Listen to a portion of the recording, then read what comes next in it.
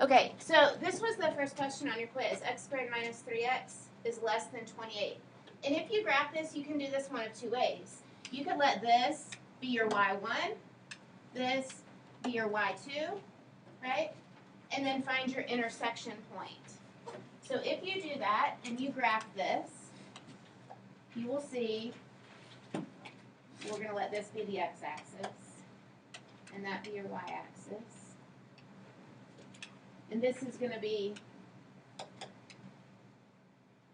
y is 28. It should be a y.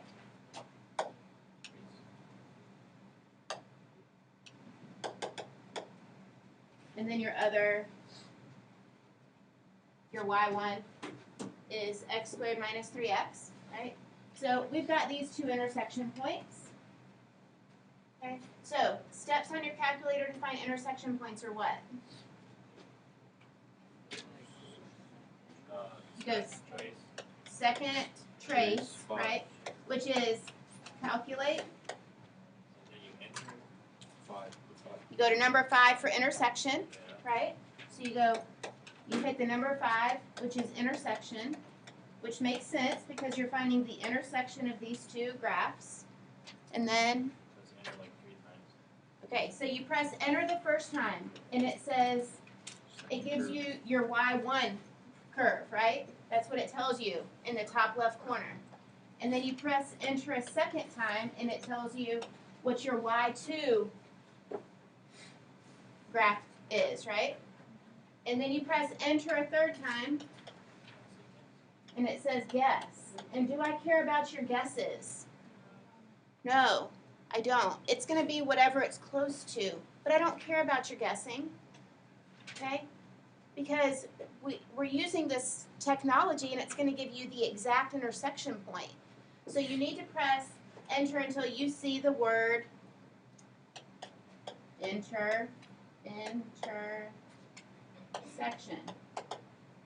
Okay, so when you do that, what do you get for your intersection points? No. Hit enter and say, it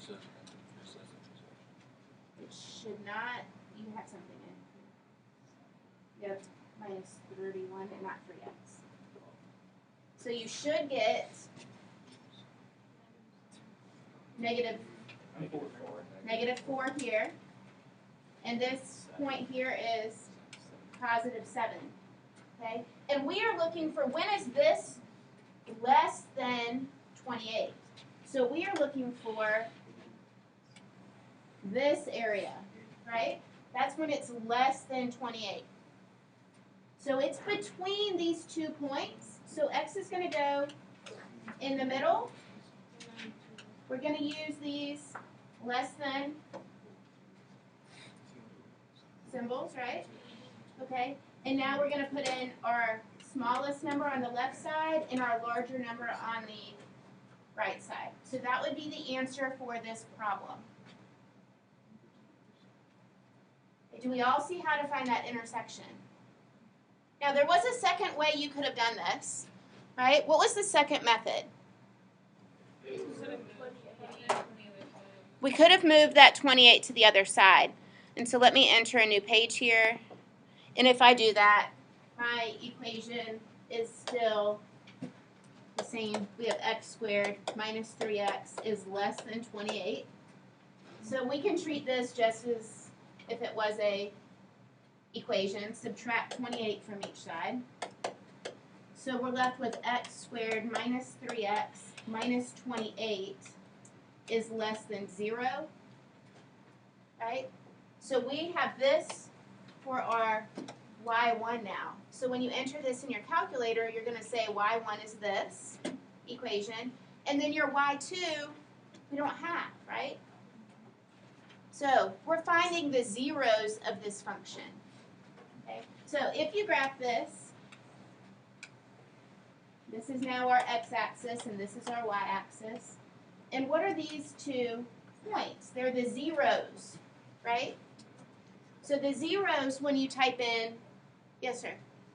In theory, if you put 0 as y2, so you can just... Yes. In theory, if you let y2 equal 0, you can still use your intersection feature. Absolutely.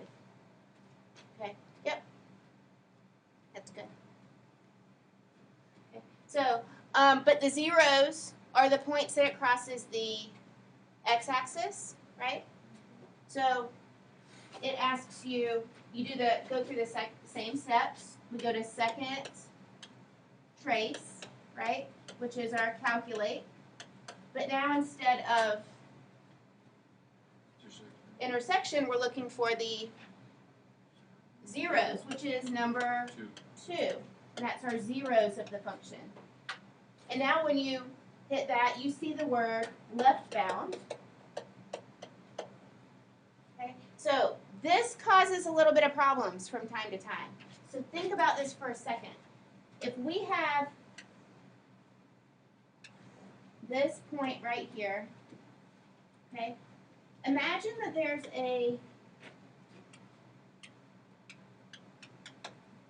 there is, it's not imagining, but there's this vertical line that goes through these intersection points. Okay, so when you're thinking about what's on the left side, you want to know what's on the left side of that vertical line that's going through this point. Okay, the left side is the top here, right? So it's going to be this little area. Any of this would be the left side, and you can't see this in yellow, but hopefully our friends at home can. And then down here would be the right side, right? Because it's on the right side of this vertical line. So left bound, you need to click on the left side of that 0. Right bound, you would click on the right side of that, move the cursor.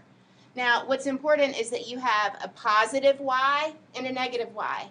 You have to have a sign change. If not, you're going to see an error that says no sign change. Okay? That means you either had 2 positive y values or 2 negative y values. They have to be opposite because we're looking for when is our y equal to 0. Okay, so you have to have one above the x-axis and one below the x-axis.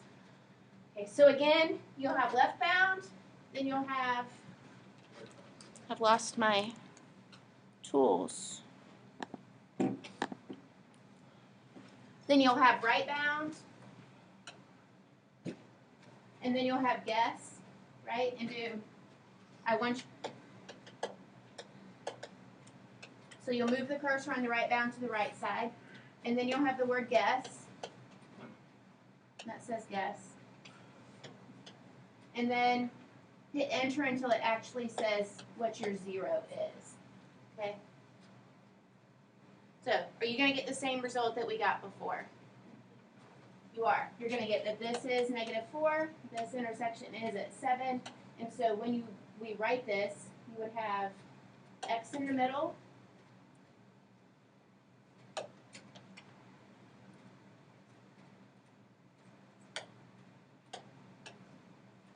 then you would have a -4 on the left side and a +7 on the right side, and that would be your answer. Same answer. You can just do this problem multiple ways. Does that help? Anybody? Some of you already knew it. Okay, next page. What was the last problem?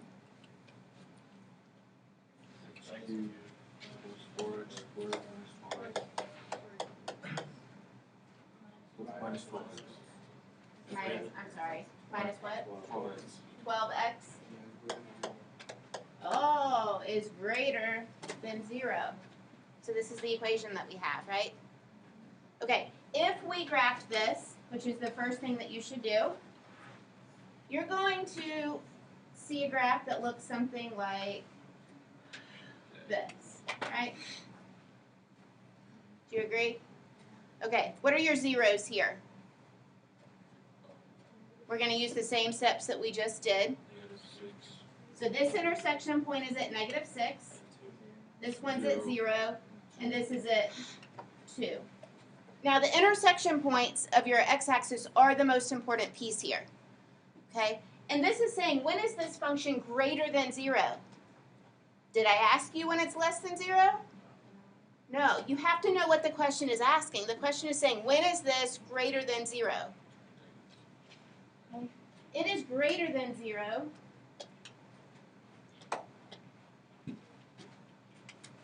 here and here. Do you agree with that? Is it greater than 0 between 0 and 2? Is it greater than 0 before you get to -6? So the only pieces that I care about are the highlighted ones, the ones that are above the x-axis. Okay, so if we're writing what's above the x-axis, we have this one, which is easy, right? We have that x is greater than 2. And then here, you have when x is between two numbers. So you have -6 and 0. And those would be your solution. That's all it's asking for. Okay, so if you graphed it correctly, you got some points. If you got something, you got some points. Okay, but did you notice anything about this quiz and the one that we did the day before that we went over? Exactly the same. Okay, so that was just not on purpose. It just happened.